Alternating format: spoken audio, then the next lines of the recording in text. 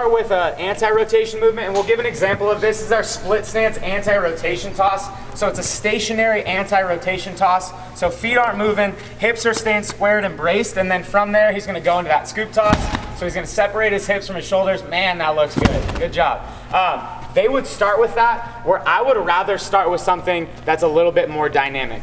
We do want to still keep the feet relatively stationary. So when I get my athlete in for the first day or for their first week, I'm going to let them throw the ball hard, right? So they're going to be stationary here. They're going to just go into their shot put, and Nolan will show a good demo of a shot put. What I'm looking for here, one thing I didn't talk about in my presentation, but I want the flat foot on the back foot, right? You'll see a lot of athletes dump into that knee. That's losing all connection with our posterior chain. We want a large base of support on that back foot, so I really, really don't want athletes on the ball of that foot there. If you look at elite pitchers, they keep that foot flat for as long as they possibly can.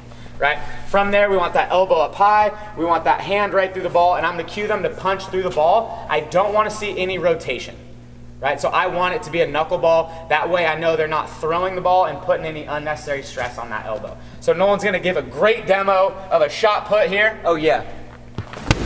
Boom. And then one thing we also want to talk about, remember, hit the brakes on that front side. So I want him to be stiff on that front side. And with that, all I'm going to cue is hit the brakes. Hit the brakes, put that foot hard into the ground. Right?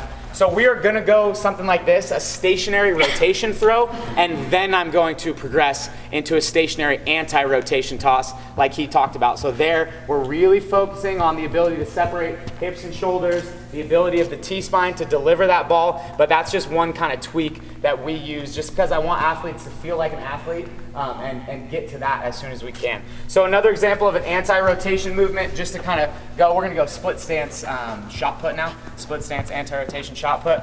And one thing you'll really see here is we're working that T-spine's ability to counter rotate or separate, but then also to deliver that ball. So it takes a great amount of mobility for him to actually get that rotation and punch through that ball. So this is one thing that I love for our athletes, but also we just want them to be stiff on that front side. And one thing I think is underlooked here is the front side. I think this is a great drill for improving front side mechanics. So what I'm going to cue for this athlete in this drill is I want them to think, pull that hip back into you, right? So I'll even tell them like, hey, I got a string on your hip here. I want you to pull the string back.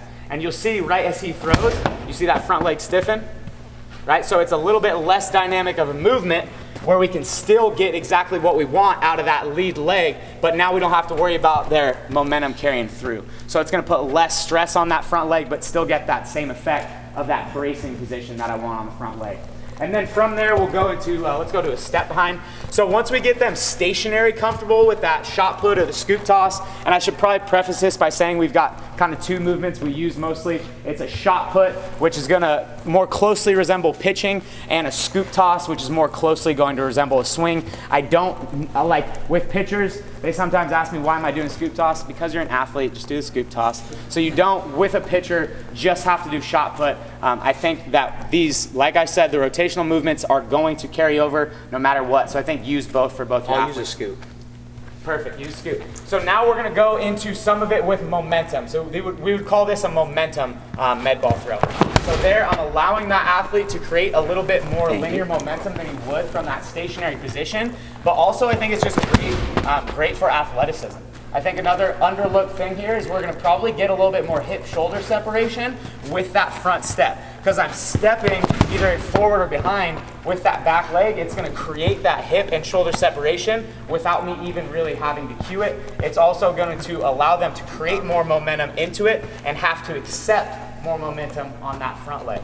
Right? Another way where we would progress from here is an eccentrically loaded medicine ball throw. Right? So this would be, let's go into, go like a double hop shot put.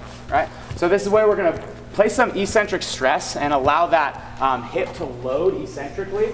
And that will give our athletes one kind of, moving the floor. Yeah, baby. Give them some feedback about how it should feel to really load that hip. And it's going to kind of potentiate it in a way with that eccentric movement. So that would be our double hop shot put.